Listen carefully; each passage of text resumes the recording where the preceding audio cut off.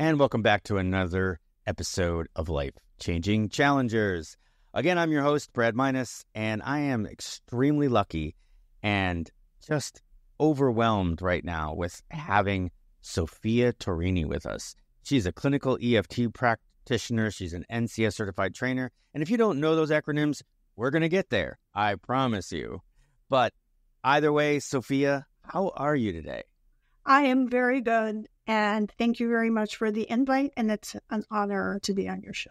Oh, it's the honor and pleasure is all mine. But as I ask every guest, Sophia, can you tell us a little bit about your childhood, the complement of your family, brothers and sisters, where you grew up, and what was it like to be Sophia as a kid?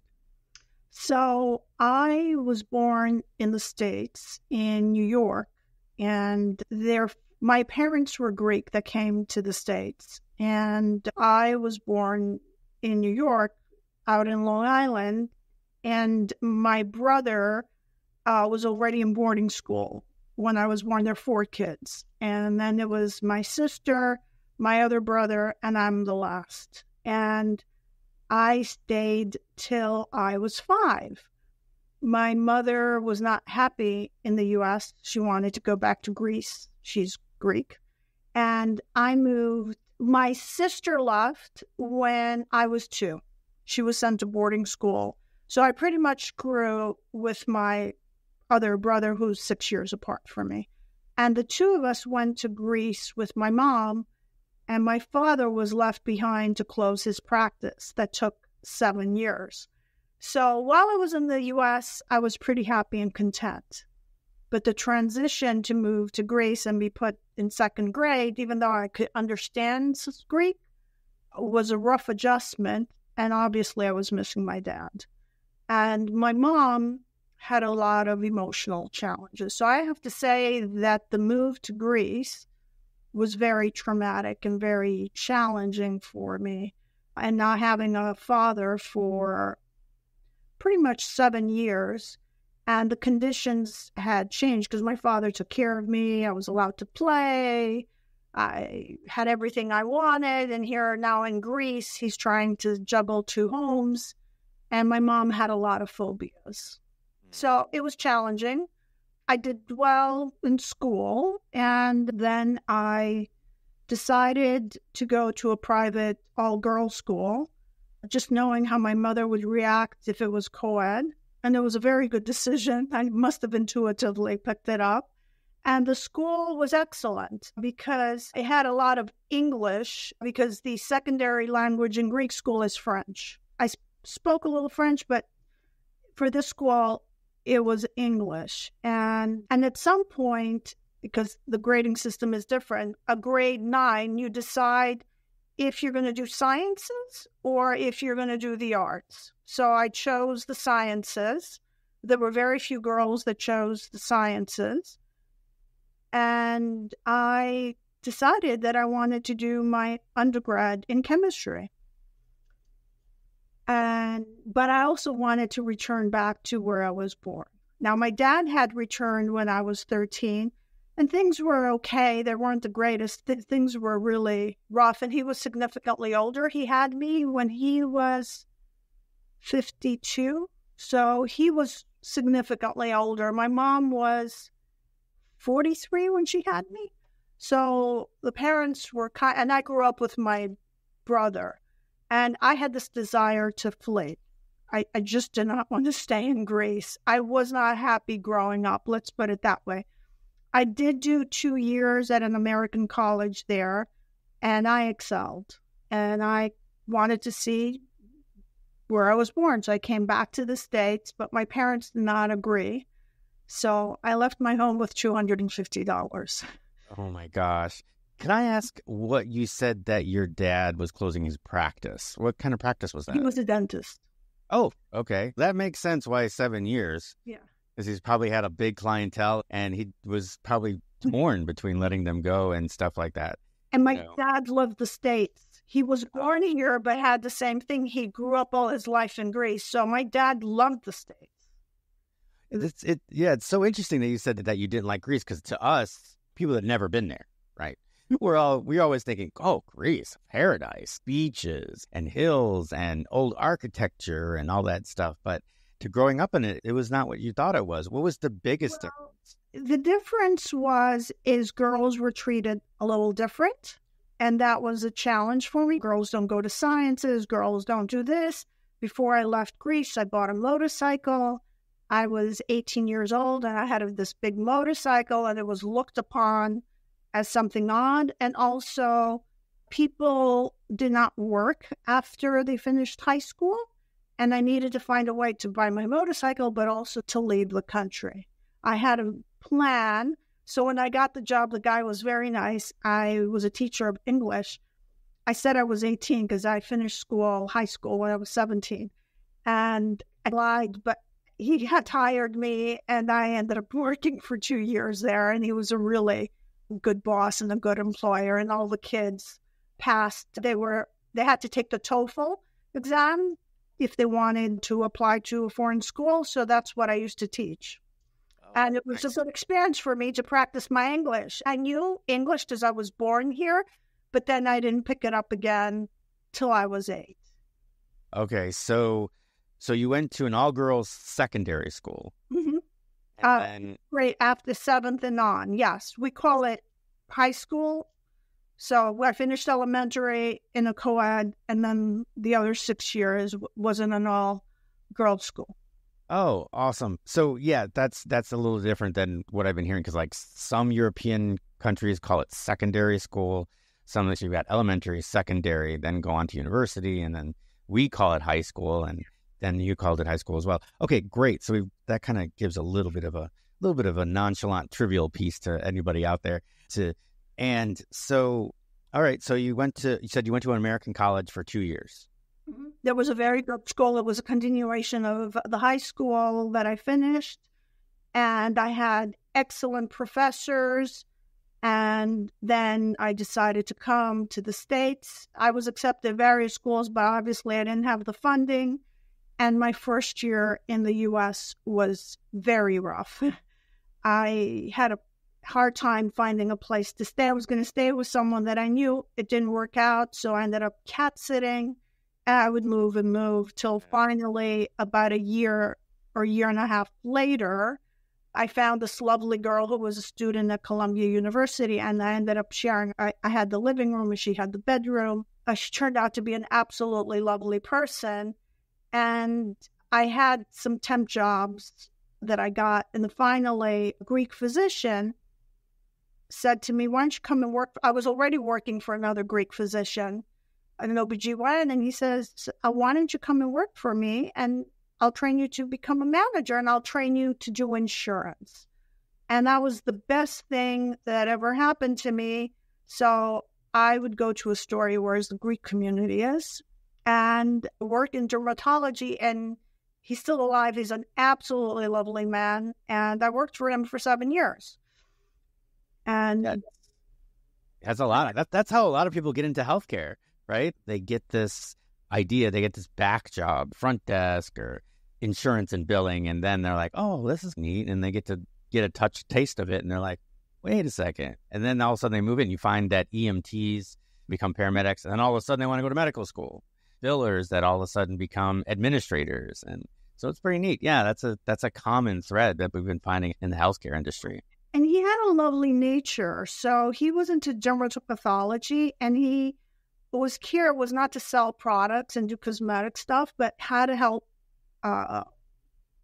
patients. And a lot of them had some rare diseases. And I almost at the time was graduating, and I finished my chemistry. And then I thought, all the pharmaceuticals wanted me. And I said, I can't work in a lab by myself.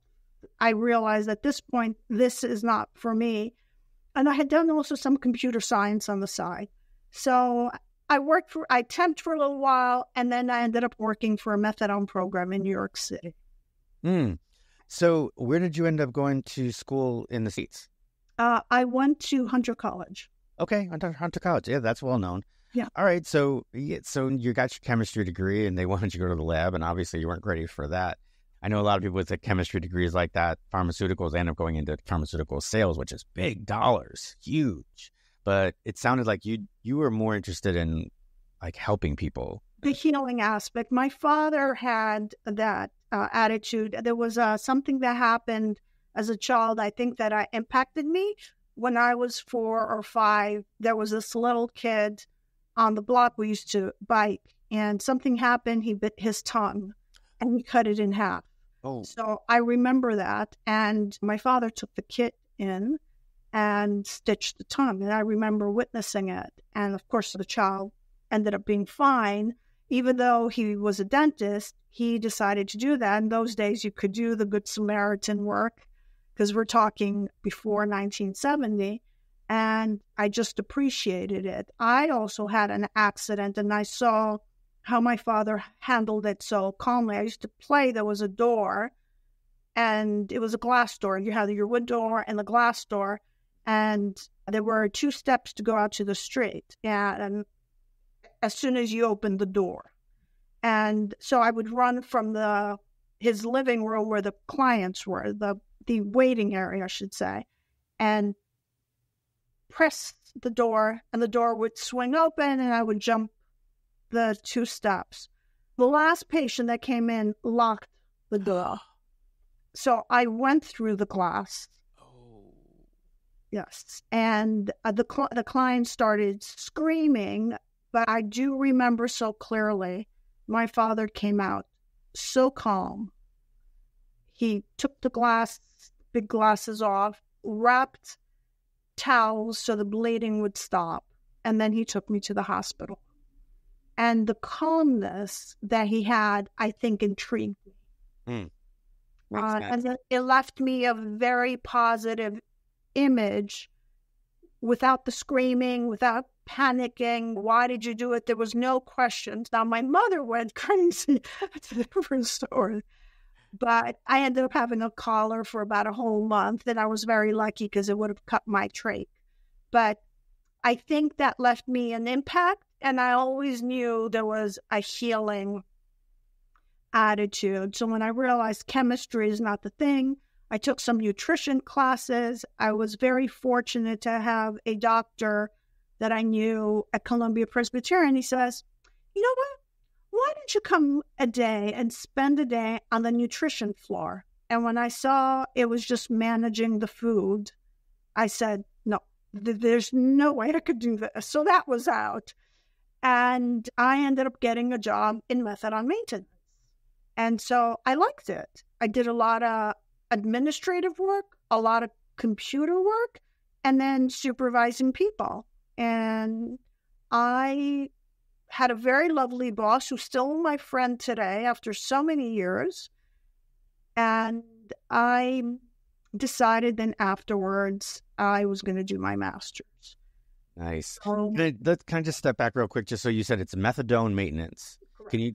Can you explain to me what that is, please? Yes. Methadone is a synthetic medication we give people who are addicted on heroin, but we maintain them.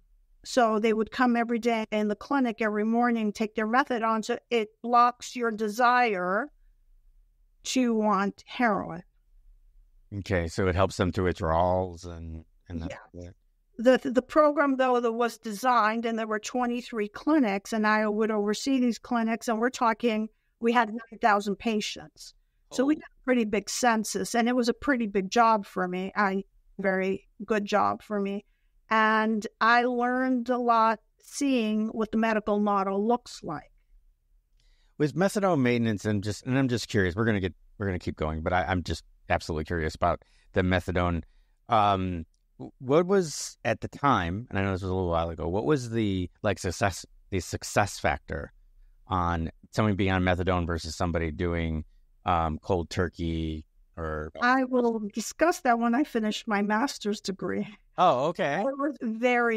It wasn't, they were maintained for most of their life, and then eventually the patients would die from secondary ailments. There was a very small, it was less than 10%, if I remember well, that could wean off and move on. And just since you asked the question, it is a little bit humiliating for the person who's addicted, because they come every morning before 7 o'clock if they're working, and they have to be in front of a nurse to see that they're swallowing their medication, because a lot of people sold it. And you have to come in and you're dependent to this thing every morning, and they urine test you regularly because heroin addicts don't easily give up heroin.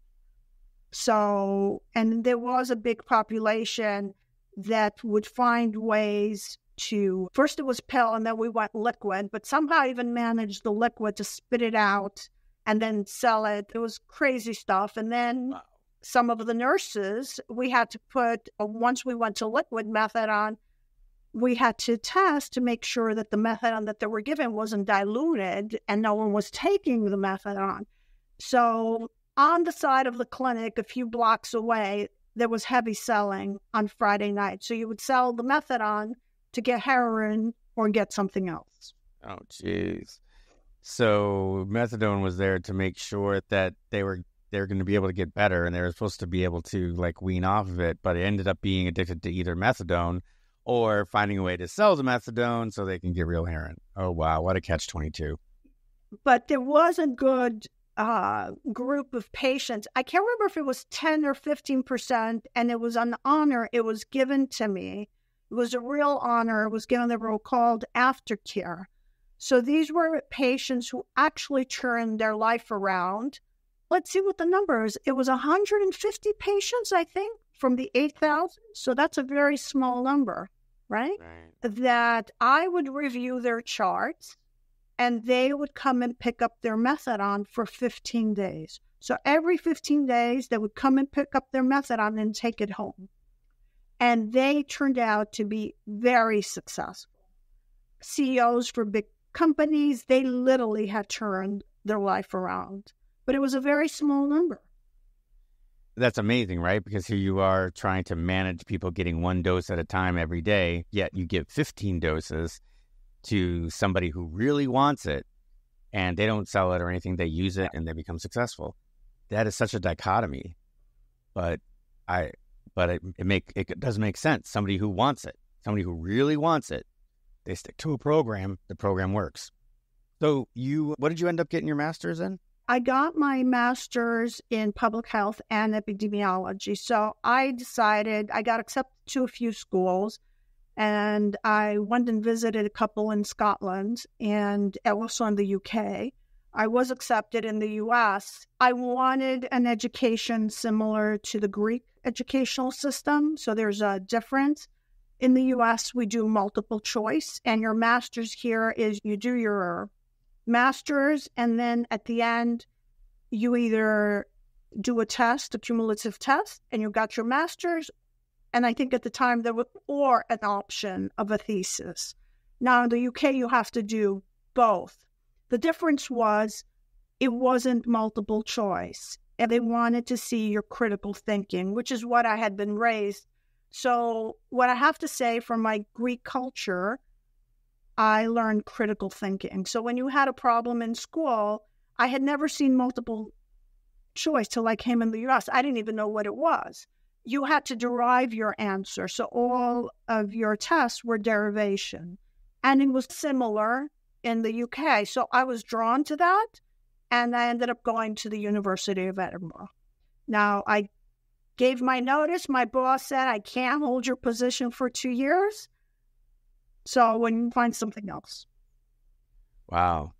So talk about changes in life. Start in the U.S., love it. Go to Greece, not crazy about it. Come back to the States. You got successful, and now you're going to Edinburgh. A whole new change. What was that like? I loved Edinburgh. I loved Edinburgh. The people were great. The school was exceptional. The only thing that sucked was the weather. It was dark all the time. And it was very depressing. Other than that, my experience in Scotland was great till it was time to do my thesis. And here's where the big challenge happens. So when you do your master's, they want you to do a literature review. And I'll explain what a literature review is. Since the degree was in epidemiology, and epidemiology is the study of diseases, and it has a lot of statistics, you just look what other people did and just you write what they did. You compare studies. And so my tutor was a very prominent big name that worked for the national health system there. And I said to her, I am not doing a literature review. I said, what's the purpose? I wanted to do it in methadone maintenance. I said, what's the purpose to rehash what was already done? I already started seeing there was something wrong in the methadone maintenance program. I couldn't put my finger on it, but I knew there was something wrong. So she turned around and she said, if you don't do the literature review, you're thrown out of the program. So I said, I'm not doing it. So I get thrown, you could get a diploma. I get thrown out of the program. So the registrar, my boyfriend, and a friend of mine gave me two options. Either agree or just do your diploma and suck it up. And I said, I didn't come all the way from the other side of the pond to get a diploma. I thought I was going to stay in methadone maintenance at the times. So I thought it through. I decided to go to the chair of the department. I made a few meetings. He was an absolutely lovely man. And I says, what would you like to do? I said, I want to do a critical appraisal of the effectiveness of methadone maintenance on patients. He says, that's a super big task. I said, that's what I want to do. I said, if I end up working in methadone maintenance, I really need to know if methadone maintenance is effective. I do not believe in methadone. If methadone is effective, I do not believe in the maintenance model, which is 20, 30 years staying on it, because that's another addiction. So there was some back and forth, and he says, there's no tutors left. I can give you a PhD student who can tutor you. And then I would review, and if you don't pass, then you lost your opportunity. And since this went back and forth for about a month or two, I had to extend my stay for 2 more months. And so I said yes. The tutor was a lovely woman from Australia. I ended up working day and night, and I did pass. And what came out of it was very interesting. And I found out 20 years later, they implemented it in Scotland, actually more than 20 years later. So the research indicated that methadone maintenance on its own is not effective. You would have to give them social skills, occupational therapy, some emotional support, and some other support for between 2 and 5 years. So by anywhere between 2 and 5 years, you would have to wean them off. And there's a way to wean them off from methadone. You can't just wean them off just like that, because they're going to go through withdrawal, and it's a pretty bad withdrawal. But the key part is what they can stay on is 2 to 5 years max. But the other services are absolutely necessary in order for the person to be rehabilitated. You not give them occupational therapy, you not address their emotional needs. You have to give them some vocational support, some other skills for them to cope. That's really astute. And I had to totally praise you for that. Just the idea, your vision of it, right? Knowing that this literary review was absolutely doing nothing for you, and deciding that, hey, you know what, you're going to risk all of the schooling that you've done, not get your degree, because you're passionate about getting this review done. And I got to praise you for that, because not a lot of people would have the courage to sit there and say, hey, listen, I don't get, this is not going to help me, and it's not going to help you any for me to do that. But this can help a lot of people. So let me do this. And so I got to praise you. I got to praise your chapter or the department head that you worked with. And absolutely, wow. Guy. Absolutely. I think his name is Dr. Phelps. Absolutely a lovely man. And he would meet with me at night, and the tutor was superb. And then my classmates graduated in the summer. I graduated at the end of November. It didn't matter. And before I graduated, I get a call out of random from my boss I worked here at Beth Israel, and he called me back, says, I have a new position for you if you want to come back. So I come back and I said, I will only work under you. So I ended up working, and I did a lot of computer work as well, which I loved. I had this desire, and I would do some billing reports, and I would set up. There was Fortran in those days. Oh my God! I can't believe you just said Fortran. That's hilarious. I'm in the IT field outside of coaching endurance athletes. Oh, wonderful. So when you said that is that's a blast from the past. Formula transfer. Fortran.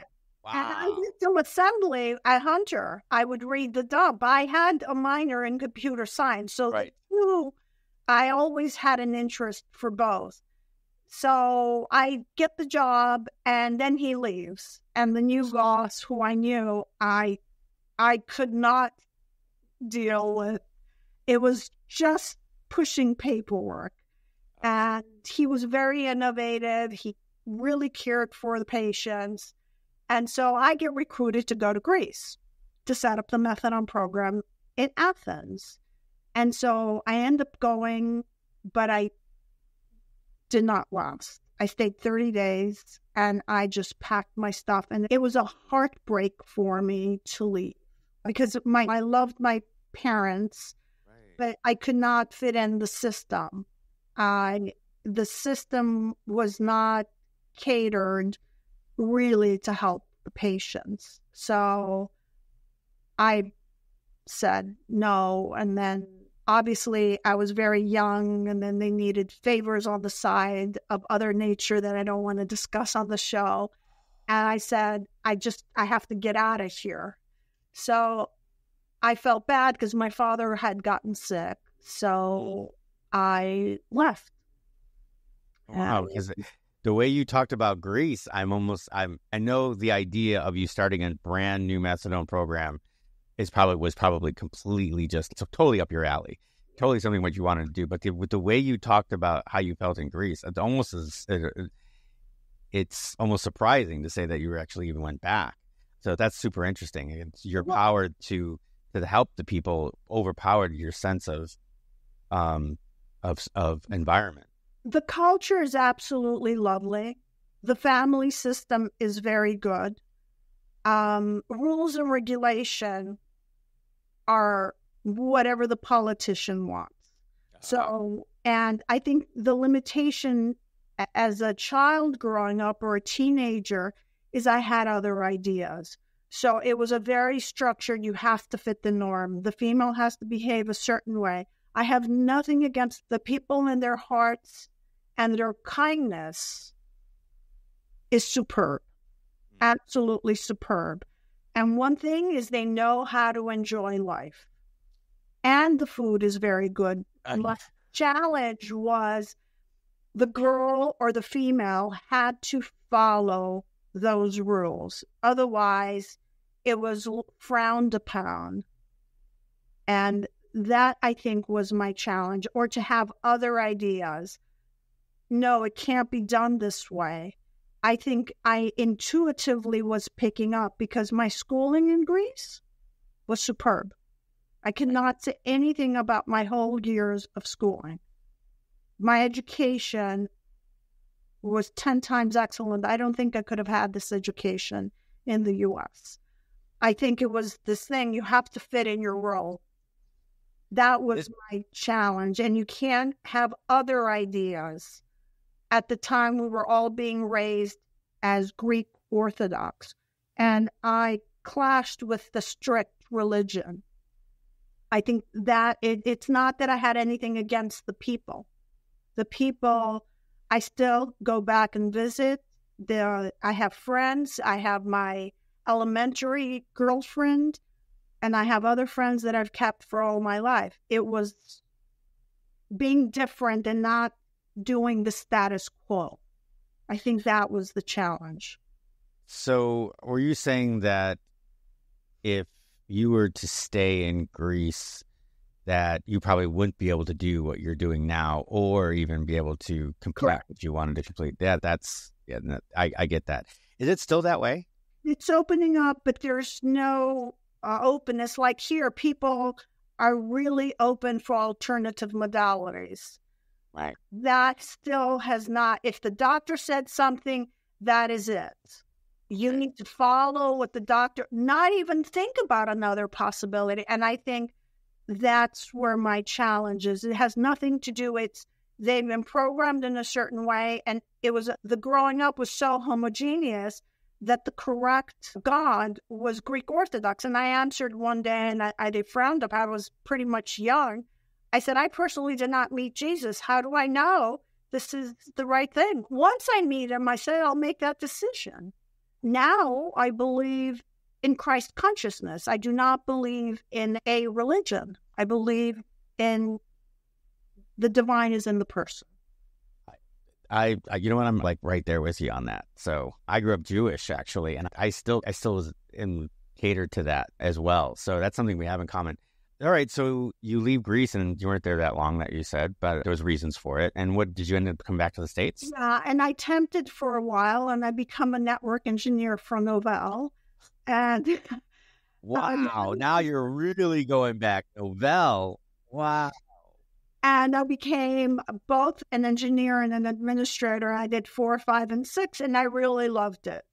But I could not see myself working in the field, and I ended up then going back to healthcare. I think that was my thing. And I tempted, which was actually a very good experience. For several years, I would have temp jobs where I'd work 3 months or a year, and I did various modalities. And then I ended up going to a hospital setting, to a major institution in New York City where I worked. And then I stayed in medicine till I became an EFT practitioner. Okay. So what were you doing as in New York? What did you end up doing? Usually office manager jobs, doing the billing, overseeing, and I worked in cancer. I worked in gastroenterology. I worked in plastics. So I worked in orthopedics, and then I ended up working in cardiology for 7 years. We had 59 physicians at the time, so it was a big department. And we created also a private diagnostic department, which was great for me because I still believed in the medical model, but I believed in preventive medicine. So there was this private program, and I loved that. And then I switched to another department, and having seen all the way what they asked the patients to pre-authorize and whatever, and turning the patient away if they didn't have the pre-authorization, I designed what they now have, the concept of a medical record, because I had been a patient at the Mayo Clinic. And so I saw how seamless it was going to the Mayo. They had some paperwork that you did it by hand, but then when you went into the Mayo, they were moving to electronic. So I was thoroughly impressed, and it was very hard to change the hospital system, but my department finally did that, and we integrated it to what they call the Epic EMR. There was more, but we did do it, and we were the first department. What? Epic? Yeah. Holy crap. I'm sorry. I helped Tampa General Hospital implement Epic. And then I did a couple of upgrades. I was a project manager and helping get a couple of upgrades done. And then I was doing training and everything. I was helping facilitate training on Epic. Wow, what a small world. Because Epic's amazing. It's one of them. I think and even the corporation itself, it's literally like a mini Google over there in Kansas. It is.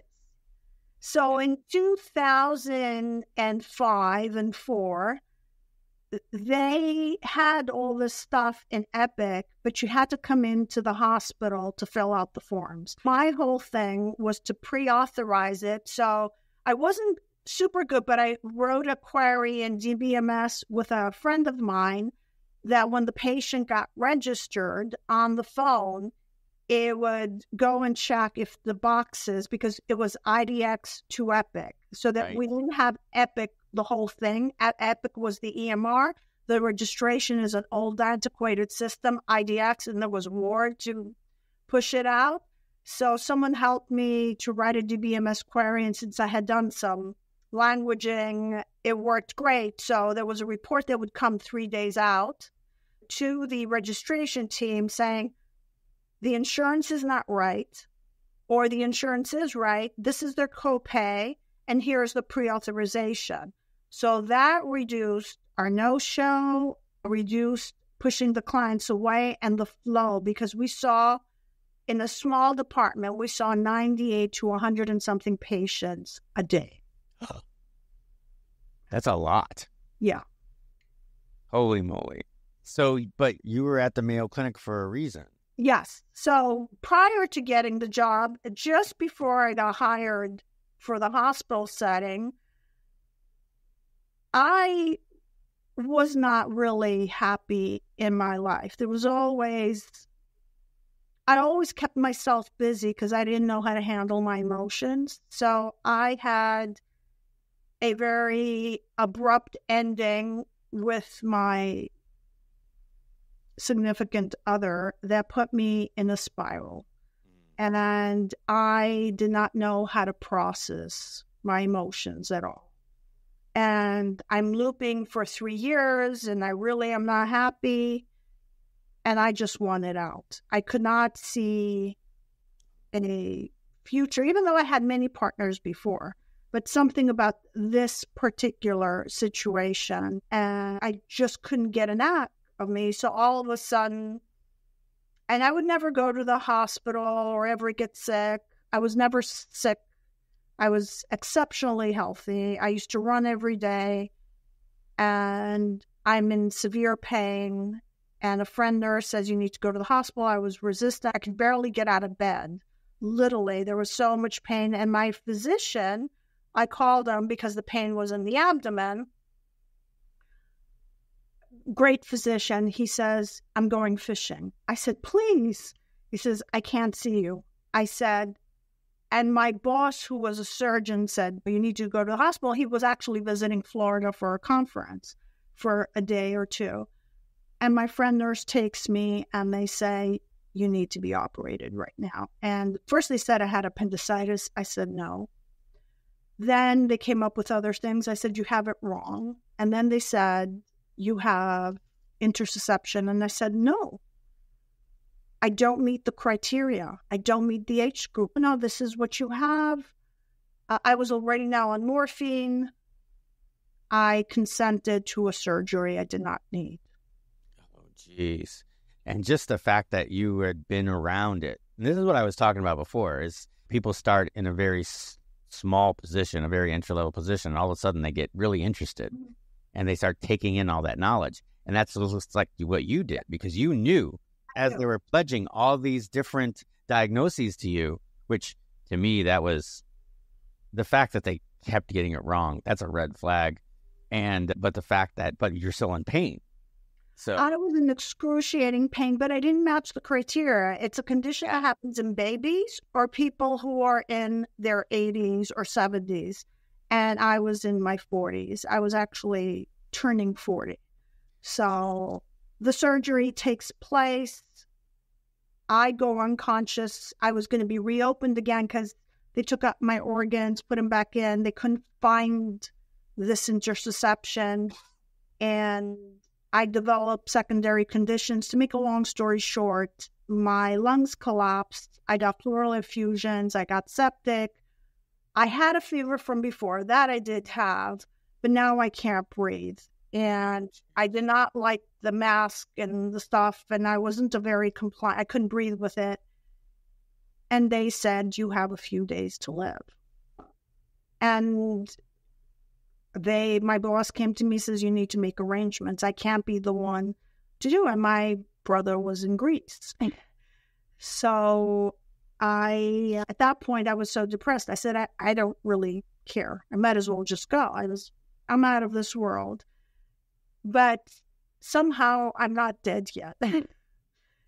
And then my brother comes, and then a lovely nurse was her last day on the floor. I think she was an angel sent. And she said, "You're not coming alive out of this floor unless you do your own intervention. I know you're very bright, both of you, and you need to figure out what you're going to do." So we researched some weird stuff. There was clash within the hospital, and the hospital wanted me to force my brother to leave because he was a dentist. But my brother had already done some veterinary before, and he had general medicine. And on day 22, we asked for this. There were some complications. They gave me some medication. My heart almost stopped. They had to give me an antidote. The bottom line is I was in pretty bad shape. And a week before, my brother's, because I was on morphine, maybe it was 10 days before, and I'm being cautious to say this on this, but I started not taking my pills. And then my brother would bring me some Xanax from home because of the pain. And I would put the pills under the pillow, and he would take and throw them in the garbage.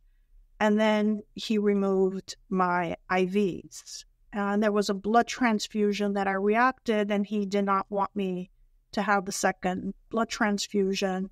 He stopped the heparin because I was bleeding. And now I'm 93 pounds. I'm 127, so you can imagine.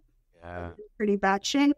But we did get neostigmine, and kindly enough, after a lot of force, it was my boss's son who gave it to me because I literally forced them. A surgeon has to give them. He was a gastroenterologist. I said, "I worked for your dad. I've done all these favors. You need to do something." I literally cornered him, and he gave me a double dose. And your body's supposed to return in 20 minutes, but it didn't. It returned in 8 hours, and they wanted to operate. So the head chair of the department says, didn't work. We're going to remove your intestine. And my brother and I cursed and said, "Over my dead body."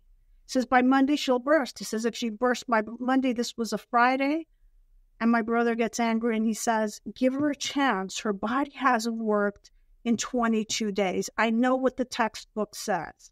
8 hours later, there was some life back in the organs because the organs were shutting down. And then we forced for a discharge, but I ended up having health challenges later on. And that's what took place. But I did get discharged 23 days later.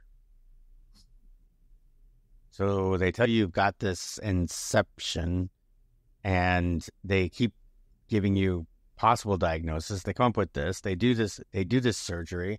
It wasn't the right thing. Now you're still in pain, and you got morphine. And I kept thinking to yourself, you can put you on morphine. I'm thinking, she's going to have to do her own methadone program. Yeah. And you finally get some intersection with your boss's son and your brother, and they get you back to being close. And then you decide that, all right, I'm out. AMA, I'm out of here. Yeah, I'm out of there. But I learned how to spit my pills from my methadone. Yeah. My methadone maintenance clients, they had the tricks because the nurse would come and she says, "Let me see you swallow it." And I just knew the pills were making me sick. And yes, the morphine I loved, it would give me a high, but I knew eventually, I don't know if that we give to end stages people morphine, and I had already been 20-something days, so my breathing was getting so shallow, I could not breathe anymore. And so that's when my brother said, "You have to find another way to deal with the pain." So the only thing I had was something at home, whatever I had. But the nurse was very instrumental for him. It was her last day on the floor. And she whispered in my ear, "This is what you need to do." And I then come out for 2 years I do go back to work, being miserable. having issues, and everyone kept on telling me you have to remove organs, and I would say no. And I go to the Mayo, and I love it. I would have to go 3 times a year, stay 2 weeks at a time, try to do some rehabilitation, and I would cope. I wasn't miserable, but I would cope. It just, the pain and the uncomfortableness just became part of life, and you just learned to live with it. And whenever I would stress, I would get these major flare-ups. And having worked in the hospital and having had a connection, I got in because the waiting list was close to 2 years. I had already applied. Then I used the connection, and I got in 6 months. And I got in to the best person that could have been suited for me. Open-minded, really very loving. The best person I could have picked. It was great. And then this experimental drug came in, and you couldn't get it in the U.S. And I had a patient who was in the UK. She got it from the UK, shipped it to me, then customs stopped it. And I stayed on the medication for a while. It was very hard to get a non-FDA approved medication. Right. And that medication, did that turn everything around for you, or did it just make it a lot easier to Make it a lot easier. I would have a lot of headaches and side effects, but I could function and I could cope. So my organs were working well till I'm highly stressed again in 2016, and now nothing's working. So I go back to the Mayo twice, and pretty much my medications are not working. And at this point, my quality of life was deteriorating. I can't eat and I can't do stuff. Wow. I said there has to be another way. Because now the choice, I'm not going to die tomorrow, but it's going to be a progressive, miserable death.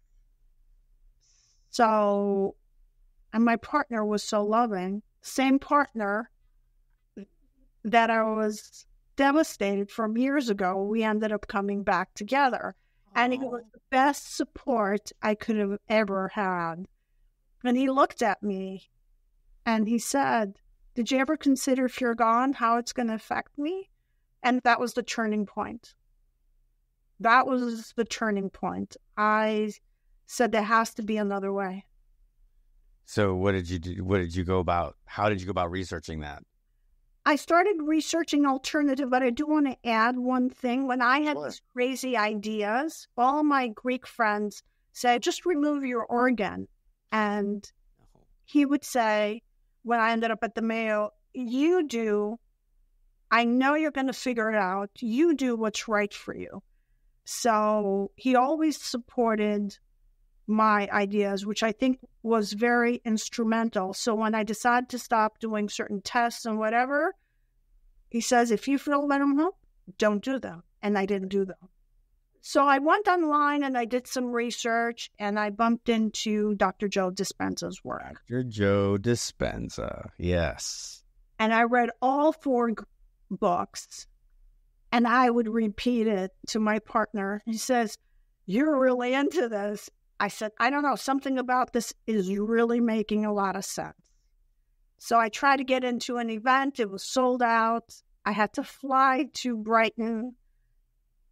I had a huge transformational experience that lasted for 2.5 months, but I cannot process or embody, master your emotions. That was very difficult for me to grasp at the time. Right. And he said, even if you heal, if you do not master your emotions in your body, the condition is going to come, and it's going to come worse. That's exactly what happened to me. And so I am now more miserable than before. And my ex-boyfriend's sister, who was Jewish, the mother called me. They had just finished Shiva. The daughter had died from a similar condition. And I went into panic, and I went into fear. So my life spiraled, and she was younger than me. Right. So I found this lovely I had tried EFT before, and I said, this is crazy. I don't even understand how this stuff works. Right. I found this lovely practitioner who was a very tough cookie, absolutely what I needed. And she says, you need to let go of your anger. You're going to need to forgive. So what do you mean forgive? What they did to me? Forgive? And she said, yeah. I ended up doing all the above. And then I got off my meds. Took me 8 months. Okay, so we covered a couple of things, and it's in the title of your titles down here. So EFT, that's emotional functional training. EFT, emotional freedom technique, and the reason it's called EFT because it's the one that we measure. So we do clinical trials on it. So emotional freedom technique. So can you give us a little bit of definition of what that entails? Absolutely. So let me give a preface from what I understand from Dr. Joe's work, and I'm also a firm believer. The body is electric, and it has an electromagnetic field around it. And the cells communicate with electrical charges. When the charges don't communicate well between, and there's not a certain voltage, there's static and deterioration on the body. So all disease is a lowering of frequency. When the person dies, what do? We take 2 paddles and we put it on their heart to revive them. And I want to give something more to you. I'm sure you remember the old Walkmans. Yeah. And you would put a battery in there, and if you left it 6 months or 2 years, what would happen to the battery? Do you remember? Yeah, it would degrade, and it wouldn't work. It would acidify in this fluid. Right. That's what happens when the emotions in the body are not processed energetically. So they acidify, they calcify, and we often find calcification in the arteries.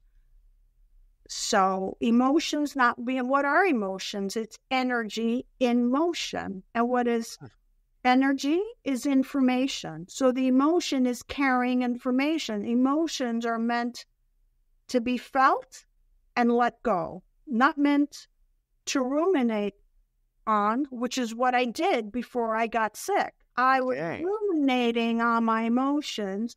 I'm the one who brought up the illness unconsciously to myself because I couldn't break free from my limiting thoughts and beliefs. That is a total paradigm shift. When we think of this, we think of psychiatry, psychology, the whole bit is this, hey, this is just these emotions that we have. It really has no physiology to it. It's like, all right, id, ego, you just need to change the way you think and get rid of this and blah, blah, blah. But there's actually a science behind it. It makes a lot more sense when you say it. That we have to look at these emotional responses as electricity and as an electrical message. And the message is supposed to go from one place to the other. So you process the information and then let it go. Correct. And that's what it's meant to do. But we have a lot of us, just the fact that people that hold grudges, that stirring, that degrading of emotions that's within you. Absolutely. So let me make one minor correction. So the thoughts are electrical. The emotion, when you have a wire, and I'm sure you know it from computers, around the wire there's an electromagnetic field. So the electrical wire creates an electromagnetic field. The emotions are electromagnetic. Okay. So an emotion holds many thoughts and limiting beliefs. And I will address what EFT is once I give this explanation. So when you're angry, actually when you have a limiting thought, I can't believe he did it, how dare they do it to me, and you keep on ruminating on that, neurotransmitters, neuropeptides get released from the brain, from your limbic brain to be exact, from your neocortex to your limbic, and they go down your spinal cord and they activate the hormonal system. And what do? It goes down your spinal cord and you have two adrenal glands. It starts squirting adrenaline. Once you have adrenaline, now you're in the loop. Now, there's a secondary thing that happens so besides being stuck in the loop where you can't get off the looping thoughts because the cycle is not broken, you've activated your sympathetic nervous system. The sympathetic nervous system now is going to produce cortisol, and we know what cortisol does. So now you're headed for disease. Right. So that's what I did prior to getting sick.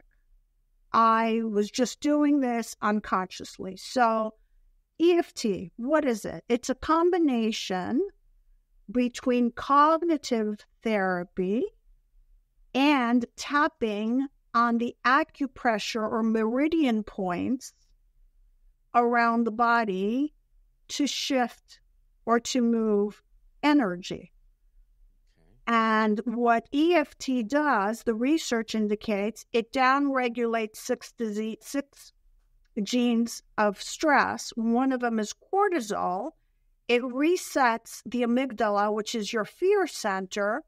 And for traumatic memories, there's a way to process them. They are reset in the hippocampus because you're always replaying your past in your head. And you're predicting your future based on your past. All you need to do is take your past and replaster it in the future with new characters. Because that's what we're doing when we're looping. You always anticipate the worst case scenario, and before you know it, the worst case scenario has happened. Interesting. So we're actually manifesting our own future if we remain in that loop. The same way I manifested those unfortunate conditions, I kept on saying, I want out. What did I attract? An experience that was going to take me out. That's all I kept on saying. I want out. I can't take this. I can't process this. I want out. I got something. It took 3 years, but I almost got out. Oh, that's incredible. That's that whole adage of if you think you can't, you won't. If you think you can, you will. Correct. Now that makes a lot more sense now to me. Because again, we think of thoughts and feelings as just that. It's just thoughts and feelings, and you can think about it, you can get rid of it or not. But for those that do, you're actually hurting yourself. Correct. That's incredible. Even if they're not manifesting, let's assume you don't buy into that model. Though we do know that there's a few experiments in neuroscience that the brain knows about 6 seconds before what image is going to be projected, and it's changed in the brain. So if it's a negative image, the fear center gets activated. So the brain already knows, and neuroscience has proven this. So these are not spiritual teachings. And we do know, because we use electroencephalograms, we do know that the thought is electrical. And we can measure the toroidal field around the body. So that is measurable. And there was a famous physician called Dr. David Hawkins, a psychiatrist, who did the maps of consciousness and measured the frequency for every emotion. And he said, anything below courage, which was fear, apathy, angry, judgment, is life depleting. Everything above that is now enabling the body. And I can go a little bit more into it, but let's finish what EFT. So EFT is a modality that helps you feel the emotion and let it go. And emotions are meant to last 90 seconds to 2 minutes when we don't ruminate on them. It takes a while to get there, and you just feel them, and people feel the energy either going up or going down, or they feel a knot. A lot of people, when they're anxious, they get a knot in their stomach, and they can feel that. And Chinese medicine has associated an organ for each emotion. So liver holds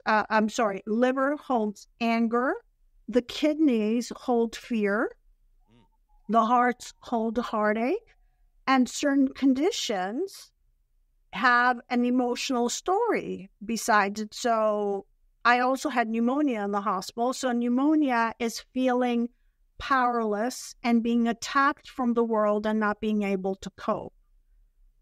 So that's where EFT with some other modalities, which is called metaconsciousness, tie in together, and the person can start healing those emotional blocks in their body.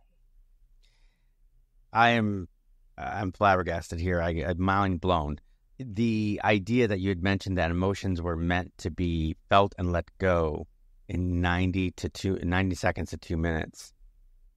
I always tell my clients, I'm like, when you cross the finish line and you're really angry at how you did, you're just basically, I can't believe I did it that way. I feel like I failed and blah, blah, blah. And I always tell them, I'm like, all right, you're allowed to yell, scream, and cry for 20 minutes. And then you need to let go and start thinking about the next race. And I say the same thing about the other side as well. Is if they came across it and they hit their goal and they're excited, you know what I mean? I say the same thing because there's always another goal to hit. Let's go up. Savor it for 20 minutes and then go. Now you got me thinking.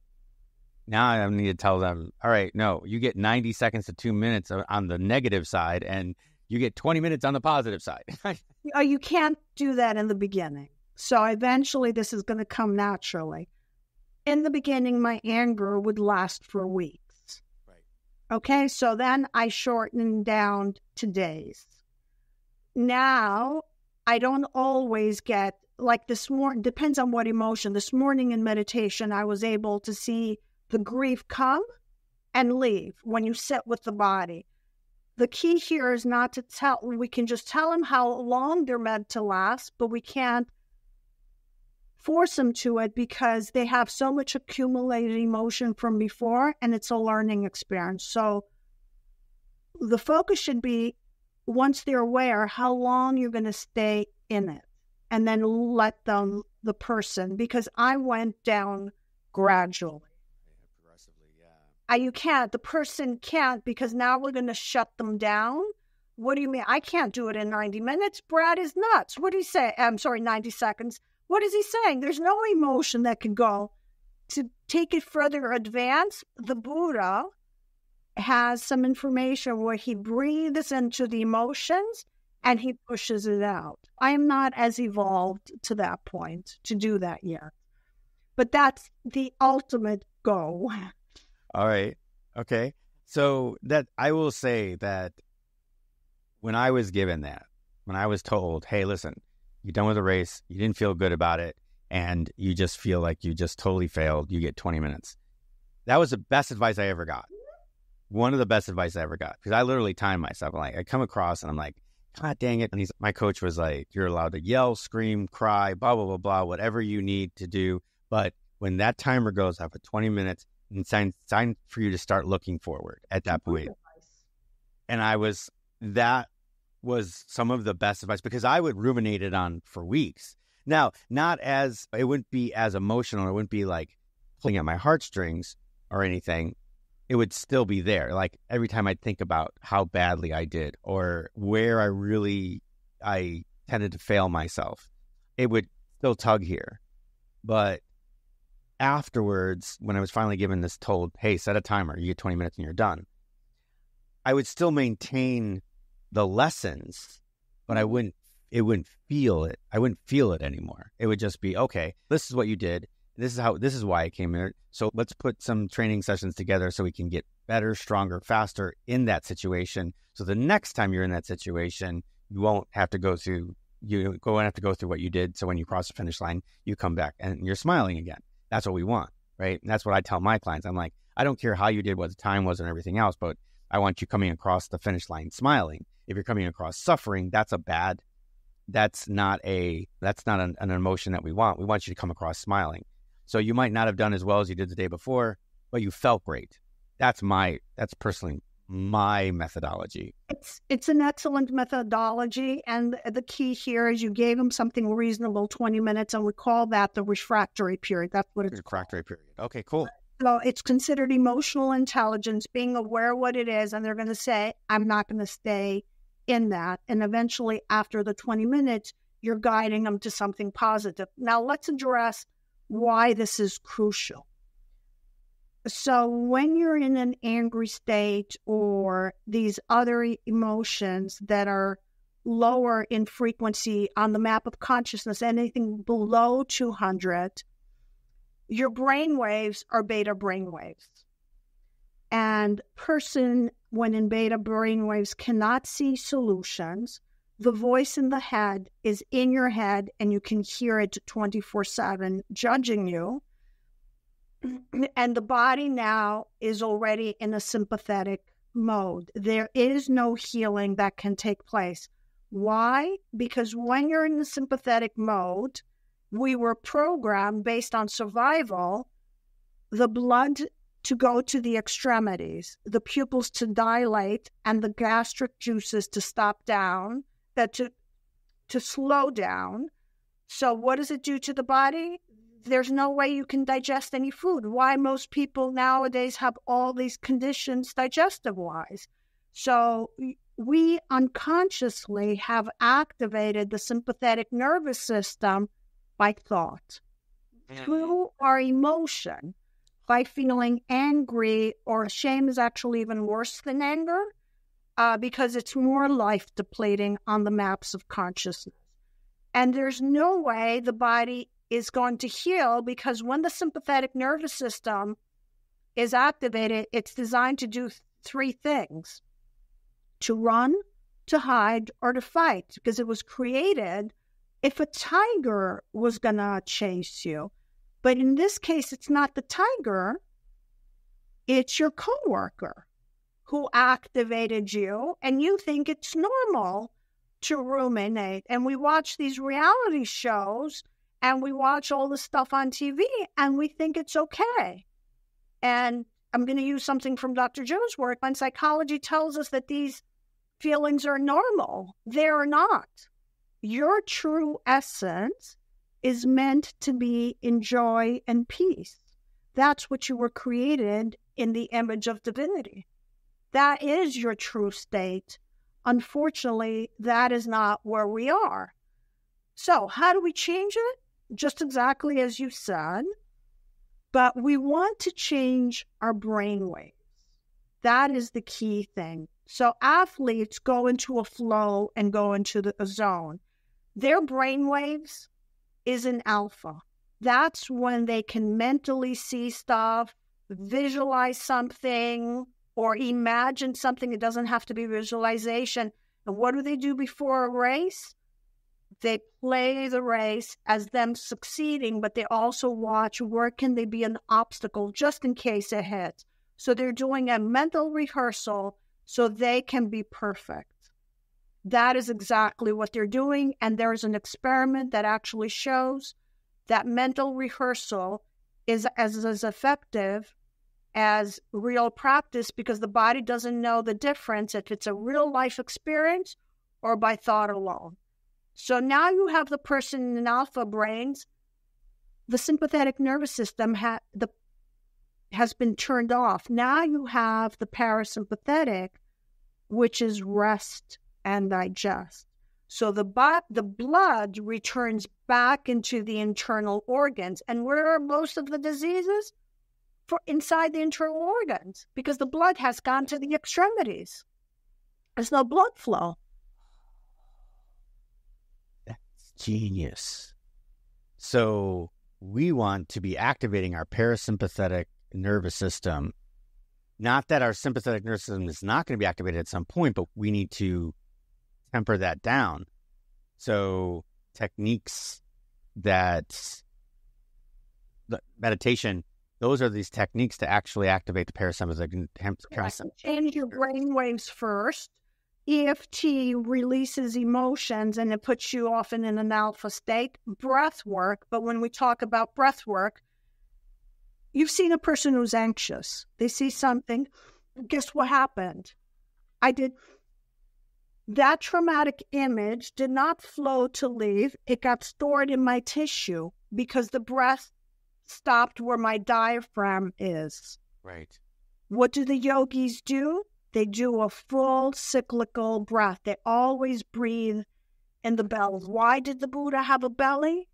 Not because he was fat, because he had learned to push the breath into his belly, which is why breath work is another excellent modality to release for releasing emotions. So EFT is a fast one.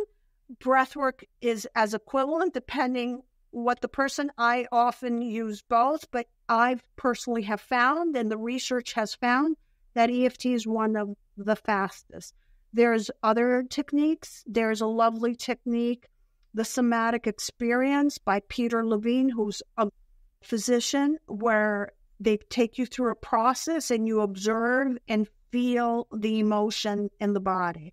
Now, the difference between us and animals is if you have a cat or a dog, mostly a dog, if the dog gets scared, or let's say it's a bear, and you can research it and you'll find videos online, chased by a tiger, it will activate its sympathetic nervous system, but after the tiger and it's back into safety, the bear gets up and starts shaking to release that energy that it wasn't able to release while it was being chased. Unfortunately, humans have not been taught to release energy. Now, when you start tapping or even breath work, you will notice people start shaking. I started shaking my first year in EFT. I no longer shake because the energy was stuck and it's trying to find a way to leave. Wow. This is some really interesting, it's amazing. It's amazing what you're talking about, because it really shifts a paradigm into this consciousness of energy, which in Western medicine, they've been talking about the chi for years and years and decades and civilizations and centuries. And now we've come into different methods of that same type of energy transfer. It is exactly. And what did acupuncture was trying to do? Right. Release the electrical charge, where EFT is a little more effective, and both work, right, is the personality, the ego, which is our programmed self. It's not your true self. Right. And I can tie it in for you in the Bible to explain it as well. It needs to speak up, because if you repress your personality to not speak your story, it's like pushing down or blocking a child to speak. It's going to start screaming and it will do a temper tantrum. So EFT combines both. You allow that voice, those traumas from early childhood, because all of your traumas, you asked me about my upbringing, all of my patterns were created by the ages from 1, they usually say, to 7. And the reason they say is because your brain waves change, and I'll explain. So between the ages of 1 and 7, the baby sleeps for 6 months because they're in delta brain waves. Then later on, they go to alpha brain waves. You are very programmable in delta and alpha. There is no cognitive filter for the child to say, it's not going to happen to me. So whatever they're seeing or whatever they experience becomes their reality. And where does that get stored? A copy gets stored in the brain and a second copy in the body. Candace Pert, I believe she won the Nobel Prize, proving that the body is the subconscious mind. So every cell of your body has part of that emotion stored. And where are the memories stored? Between 2 neurons.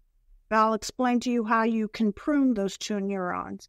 So now you already have a filter based on your experience as a child and certain beliefs you acquired unwillingly, what's going to happen in the world. So if you grew up in where everybody drank, there's a good likelihood you're going to drink. There are the few. Sometimes the soul is a little different and saw the pain of the alcoholic, and they will do everything to not become an alcoholic, but they often go through the stage and they heal it. So there's usually that option. That happens often enough. Or they will do the opposite because the pain was so big, but somehow they had someone in their family or something in their environment that showed them the contrast. Because in this reality, we learn by contrast. Let me tie it in with methadone maintenance or even alcoholism. Why does the person take drugs or shoot heroin? They know it's bad for them. Afterwards, they feel crappy. It's not that they feel great. But the moment they're doing it, they get a high. And the reason they need the high is because the emotion they're feeling, they have no coping skills because we were not taught how to feel our emotions. So it's better for them for the 10 minutes to get the high for the heroin or half hour actual, whatever it is, versus feeling that emotion because in the beginning you can't get out the hamster wheel, the looping thoughts, those endless nights that you can't go to bed. What happens to you when you can't go to bed? Your brain is in beta brainwaves. That's why you're looping and you can't fall asleep. You need to be in delta. That's just something that's a mind-blowing experience right there. Just to be thinking that there's an emotional way around this. Let's start to get a conclusion here. What would you say to someone first starting that notices that they loop, that notices that they're constantly thinking about the same thing, that they're not able to let go of it? What would be the best bet for somebody just trying to get over something like that? Similar to something you've said, but I would add, if they can observe or feel the emotion without the story. So let the energy move. And then consciously make an effort to stop the thoughts, the negative thoughts. Because the negative thoughts are looping and feeding the emotion, and it becomes a cyclical loop. So, okay, I'm afraid. I look around. I am safe. Let me feel. And it's not going to be easy in the beginning. Let me feel this fear, and it's going to go by. I'm angry. Okay, so whoever got me so angry is not in front of me right now, let's say.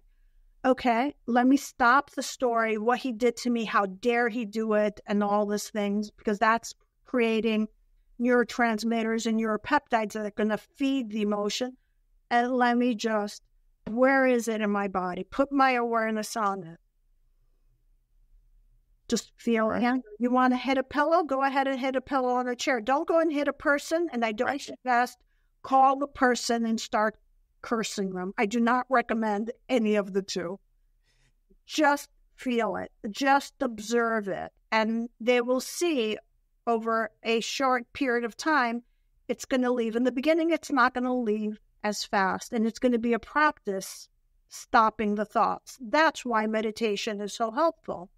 Because the crazy thoughts keep on coming by, and in meditation, you learn to let them go, and eventually they stop for 20 minutes or half an hour. Yeah. And you change your brain waves by not engaging in your thoughts. So the key is the brain waves. We want to shift our brain waves. In beta brain waves, there's not a possibility you're going to heal, not a possibility you're going to see a solution. No possibility for anything, because that is designed to protect you out of danger. So we want to be, when we're awake, we want to be in alpha. If you can go into theta, that would be great. Now, apparently, in meditation, some people can be in delta, which means they're not asleep. So their body is asleep, but they are awake. That is for more advanced, but for us, alpha and theta. And alpha is what they use for hypnosis. That's what they use. Alpha brainwaves. That's how you get hypnotized. Wow. Okay. So this is all amazing. And like you said, there's advanced ways to get around this. But our first step would be find an EFT practitioner like yourself and start getting an education and some clinical practice with it. Where would be the best place for people to talk to you specifically? Okay. So they can come to my website, tapintourbestself.com. I also have a blog with lots of articles, and I want to emphasize something about EFT. So EFT is not like therapy that we want to keep the client forever. I personally actually teach the person the tools so they can do it on their own. So when I work with clients, they may have 2 sessions a week, but they've been taught how to tap by themselves in between the sessions. And I usually recommend minimum 20 minutes a day that they learn how to self-regulate, because it's about regulating your body. I'm pretty sure you give them skills, similar skills like I do, to practice, because this is not about a dependency. This is about an empowerment for them. Yes. And yeah, when I teach clinics and stuff, it's the same thing, right? They have an 8-week clinic. I teach them the skills they need to do to get that, whatever they're coming to me for, so that they don't have to come to me anymore. Then my coaching is a little bit different, but that's specific for people that are habitual racers. That's just on my practice. But for you, I love that idea. I love that, hey, listen, you're going to come, we're going to do 20 sessions, and you're done, because I'm going to teach you how to do it for yourself. Right. And I also teach the course, which is the Change Your Mind, Create New Results, because knowledge is the precursor for experience. So I want them to understand how their brain and body works. Excellent. So now they have more control why this is happening. And if you've noticed today, I tried as much to give supporting information, because to say it works, they're just going to get the placebo, and the placebo without knowledge is not good enough. You need to know why it works. That actually, research has indicated that when the person knows why it works and how it works, then you're going to get better results. You have just proved my point to any of my clients. So I always tell them the same thing. I give them a workout and stuff, and I tell them why. Like, in the workout, it says objective. This is why you're doing this, and this is how we're going to go about it. And they ask me, why am I doing this? I'm like, I can tell them. And I've got some clients that are like, hey, just tell me what to do, and I'll do it. And I'm like, and they get upset with me when I sit there and tell them, this is why we're doing it, and this is blah, blah, blah. They like, well, coach, I don't need to know. I'm like, yeah, you do. I says, you might not think you don't want to know, but you want to know. And when you do know and you execute the workout, the recovery process, whatever they're executing, I says, you're going to execute it better. So I agree with that wholeheartedly. What I'm going to do is I'm going to make sure that it tapintourbestself.com. I'm going to have that in the show notes for you. So go ahead and link there. And then those courses you mentioned are on the website? Yes, it's under my services. I have what it's called NCS. And they can select if they want to do it by themselves. Do they want a second person to do it with them? And they can buy, it's under services, and they can get whatever it is that they want. Yes. Yeah. My goal is here to empower everyone out there, because what is the collective? It's a version of you pushed out, right?